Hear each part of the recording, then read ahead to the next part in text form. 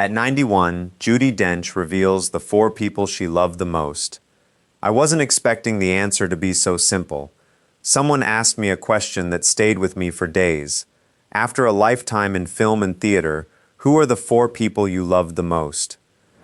I thought I'd struggle to answer.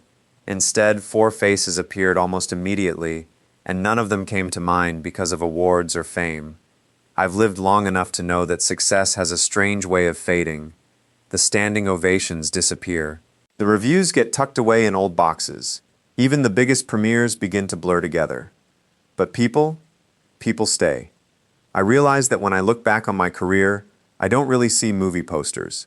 I see dressing rooms, long rehearsals, endless cups of tea, silly conversations while someone adjusted the lights. Those ordinary moments somehow became the extraordinary ones. And 4 people always seem to be standing there whenever those memories return. The first is Jeffrey Palmer. People adored us together in As Time Goes By. They often ask whether our chemistry was difficult to create. Honestly, it never felt like acting. Jeffrey had one of the calmest personalities I'd ever known. He wasn't loud, he never fought for attention. Sometimes he'd sit quietly for 20 minutes, then make one wonderfully dry comment that had everyone laughing long after he'd stopped speaking. I always admired that. Some actors try to dominate a room. Jeffrey never needed to. Working beside him felt safe.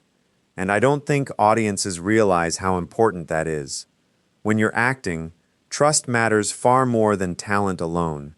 You need to know the other person is truly listening, that they'll catch every little pause, every glance, every tiny emotion.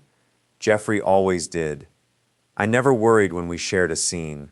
That kind of confidence is a gift. Even now, when someone mentions As Time Goes By, I don't first remember the scripts. I remember Jeffrey smiling just before the director called action. Funny, isn't it? Sometimes one smile lasts longer than an entire television series.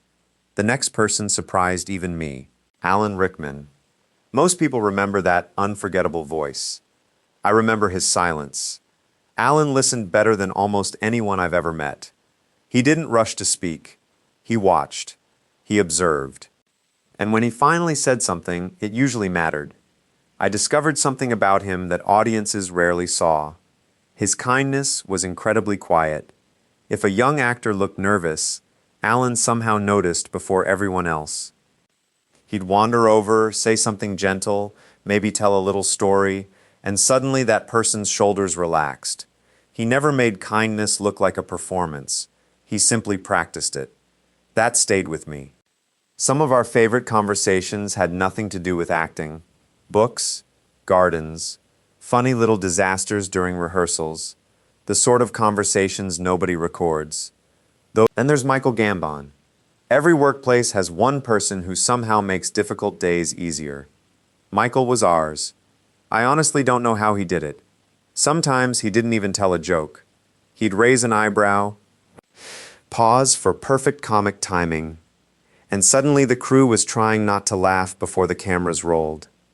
Film sets can become exhausting. Hours of waiting.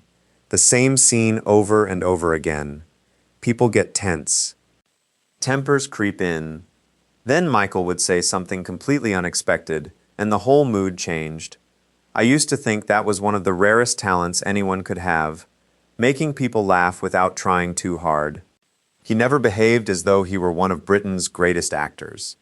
He simply showed up, worked hard, made everyone else's day a little brighter.